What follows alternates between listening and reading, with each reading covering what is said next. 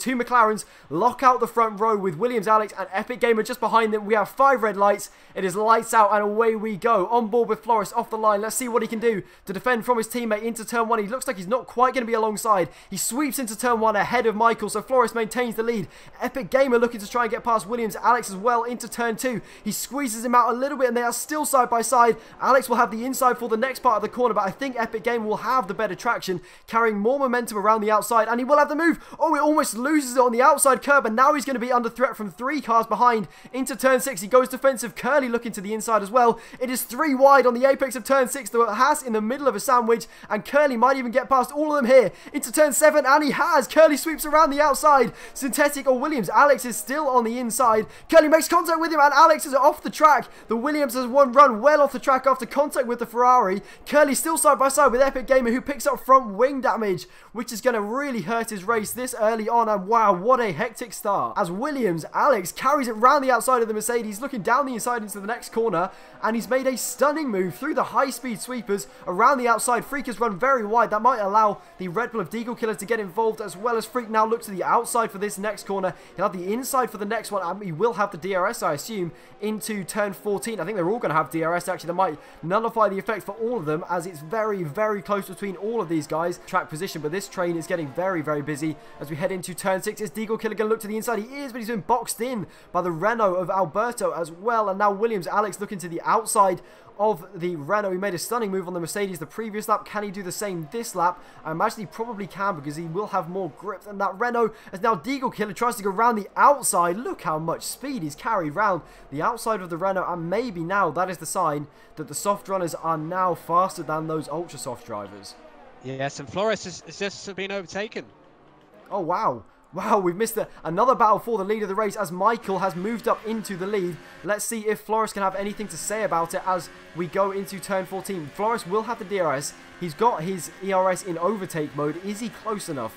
I'm not sure that he is. So Michael moves up into the lead of this race, and he now becomes the lead McLaren. Flores is so late on the brakes and almost steams into the back of his teammate, as Curly now takes advantage of that, and he will be looking to the outside of the final corner. He'll go slow in, fast out, trying to get a cutback line. It's not quite worked out for him. He's run a little bit wide on the curb. Flores has DRS, but Curly is so fast in the slipstream, finds his way to the inside, the far inside into turn 1. He will be able to make a move surely. Now, is Flores going to be able to hang around the outside? No, but he looks back to the inside for turn 2. He's got the inside for the next corner. He'll have the outside for the next one. Is there anything he can do to stop Curly getting by? I do not think there is. And Curly muscles his way up into P2. Nervo at the moment is all over the place, and I imagine everyone else is ultra softs maybe feeling a bit of the same, as Danny gets down the inside of Cass, and he's now down the inside of Nervo as well into turn 13. What an opportunistic move. We saw him go around the outside of 3 cars at turn 1 in Bahrain. He's made a move on 2 cars now as well. Oh, goodness me. Nervo's lost 5 places in the space of a sector. Wow. His tyres have really just hit the cliff. Boys, let's see where Michael comes out and where Curly comes out in relation to the other 2 leaders who pitted previously. And I think Michael still has the net lead of this race, as Flores sweeps past Curly into turn 1. But interestingly, Flores is on the soft compound tyres. Yes, I noticed that. Now, is that a sign we could get some rain later on? Because I tell you what, if the rain doesn't come in this race, Flores will more than likely have to pit again. Oh no, now challenging Deagle, and he's just got past him.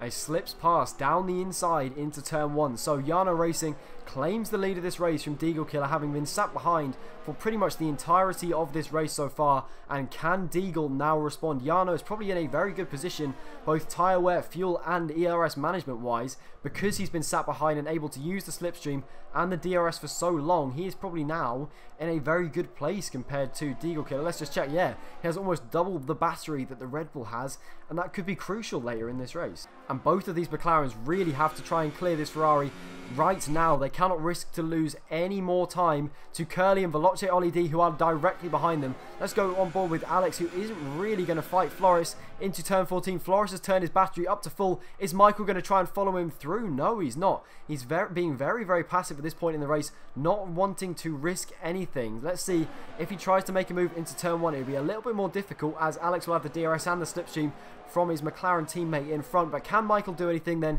into turn 1? He's got to try and clear this Ferrari as quickly as possible. possible. He will have so much more grip on like 6 or 7 lap fresher tyres than the Ferrari, and he will easily slip up the inside into turn 1. Alex is still on the outside for now, but doesn't have the grip to fight that at all. So we are back to, as we started, a McLaren 1-2, but I don't think at this point in the race it is going to stay like that, as Flores actually runs a little bit deep into that corner. That's definitely going to compromise his run through turn 13. And actually, while all this is going on, would you look at Jarno in P5, who's now less than 3 seconds behind Ollie D in 4th. So he is now coming into play, being the, well, he was the lead soft runner when they all pitted for their set of medium tyres, as Michael looks down the inside into turn 14 on his teammate, and he takes the lead of this race as Flores doesn't fight it at all, and Michael reclaims the lead that Flores took away from him in the first stint, and now it looks like Michael is surely set to drive away and win this race. The others don't seem to quite have the pace to match him, but that is probably Flores out of the equation. 1.4 seconds behind Michael, and he's now well within the grasp of Curly Whirly on the 21st lap of this race. He will be right on the back of that McLaren. Flores goes defensive slightly. He's weaving a little bit, potentially trying to help his teammate just by holding up the 2 guys who are challenging him for the lead of this race. Flores goes defensive into turn 14. Curly looks to the outside. He's much later on the brakes. He's trying to carry it all the way around the outside of Flores, who pushes him wide slightly, and this is costing them all time. But Flores defending pretty nicely in the end, quite aggressively, but I think just about within the bounds of fairness, and he's managed to keep that Ferrari behind him for one more corner. But again, I think it's a bit of a lost cause here. Him trying to defend from Curly, he pushes him aggressively to the inside. Now Flores moves back out to the outside, and Curly gets through in the end. And he's been very patient and managed to work that pretty well in the end. He goes ultra defensive as well into turn 2, as I think Ollie and Flores may have made a little bit of contact there. Let's go on board with Ollie as he looks around the outside, and Flores has spun. Flores has spun. He's hit the wall, and if his race wasn't over with that strategy call, it certainly is now. That could be a puncher that's caused that. I'm not sure yet. And oh, wait a minute. It's actually starting to rain. Oh wow, rain has come at the worst time for Flores. His tyres just clearly couldn't take it. He looks like he's driving on ice into turn 6. Oh, he has a puncture. We have 3 laps left, and still nobody knows what is going to happen. Oh, here comes Jarno. He's closer than ever. He's got much fresher tyres than the Mercedes ahead, and look how badly the Mercedes drifts to the left and nearly opens the door for Jarno. Jarno saw a gap there. He tried to go for it. He couldn't quite find a way through. He taps the back of the Mercedes a little bit on the edges of the corner. Can Jarno do anything into turn 6? He has much better tyres than all of these guys. He's now so close to the back of Ollie D, who goes defensive into turn 6. And Jarno is so late on the brakes. He's almost missed the corner. He runs completely off the racing line. And that's exactly where you don't want to be in these conditions. And Ollie manages to maintain P3 for now. Yeah, so I think, you know, if the other drivers cover the inside, I think sometimes it's better off just not to go too late on the brakes. You know, he's got the opportunity at DRS, but, you know, I cannot see a situation where they're not going to have to come in for inters. Have an easy move. Surely there's nothing that Ollie can fight with. His battery's low, his tyres are gone, and the rain is not helping him one bit either. So Jarno to the outside. Ollie is later on the brakes. Is there anything the Force India can do? Yes, there is. Ollie runs off the track. He completely misjudged the braking zone, completely ran off the racing line, and Jarno is now through up into P3 as Curly pits. Michael stays out, but Curly pits. Jarno stays out as well. Ollie comes in, so we have split strategies. Oh no! As Curly picks up a 3-second time penalty coming into the pit lane. Oh no, that's a disaster for Curly.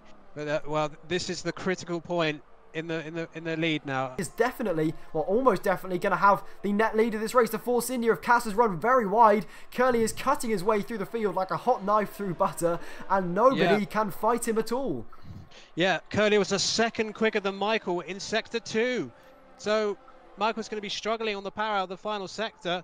But he carries on, but I suppose with the lost time, he may as well keep going. That he wants. He's so wide at turn 6, and Curly's gained 3.5 seconds on the first sector alone. Curly's got a chance. I think Curly has a chance of doing this. He was 10 seconds quicker on the previous lap. I just compared their lap times. I think Curly has half a chance of winning this race. And he has got that 3-second penalty, don't forget. Well, maybe that won't even come into play, as he's getting past Jarno now, who looks like he is driving on ice. He was just skating everywhere and couldn't do anything. So let's stay with Curly. Oh, he's made a mistake. He's hit the grass and he's run wide, and that might be the mistake that cost him a potential victory here. The gap now between him and Michael is 4 seconds. Michael is going to be all over the place in these next few corners, but I don't think it'll be enough. Curly can see Michael in front of him. He can see Michael on those dry tyres. He's on those intermediates that are giving him so much more grip. That gap is is 2.5 seconds now. Michael is drifting out of turn 13. The gap's 1.8. Curly is closing at a rate of knots. He can see that McLaren in front of him. There is nothing Michael could do. He's just got to hope he goes defensive into turn 14. He is going all over the track just to try and deter Curly from going for a move. He's going to be so slow out of the hairpin. He's missed the apex. Curly gets through at the penultimate corner of the race. He takes the lead from Michael, and Curly will cross the line to win this race, at least on track, as Michael almost loses it out of turn 14. He just about holds it together as Ollie will cross the line just behind Curly. Let's see how penalties affect this, and Ollie takes it at the death because of Curly's penalties. What a race, and Ollie, just like season 14, he grabs the win at China in adverse conditions, and nobody expected him to do it from that point in the race. Wow, what a finale. Not sure if he would have expected a win early on in the race, but he's got it right there. Well, you know, fair play. Michael still gets another podium to start the season, but he'll be thinking, wow, how did I lose this race? Oh, that is got to be so painful for Michael. Literally everything up to that point had gone so perfectly right for him. He'd driven the race to perfection, and we thought until the first sector of the last lap that he was nailed on to win that race. And so in the end, it was somehow Veloce Ollie D who claimed a stunning victory from 7th in the grid in crazy conditions, with yet another unbelievable race with VGIA Michael, your championship leader, who I believe will keep the lead of the championship with, you've got to say, a strong P2, but probably not what he would have wanted in that race, having led for so long. Curly Whirly in a, well, you've got to say a strong P3, but so unfortunate for him to lose it, having crossed the line in first. With Deagle Killer and Yana Racing down in P5, it really looked at one point like he could come into play to fight for the lead, but he made the wrong call to stay out on the dry tyres. And then NTG Freak, Williams Alex, Nardi, RC Alonso, and then Alex rounding out the top 10. But as always, thank you to Mark for joining me in the commentary box. No problem. Another fabulous race from AOR. And thank you to all of you for watching, and we will see you next time. Goodbye.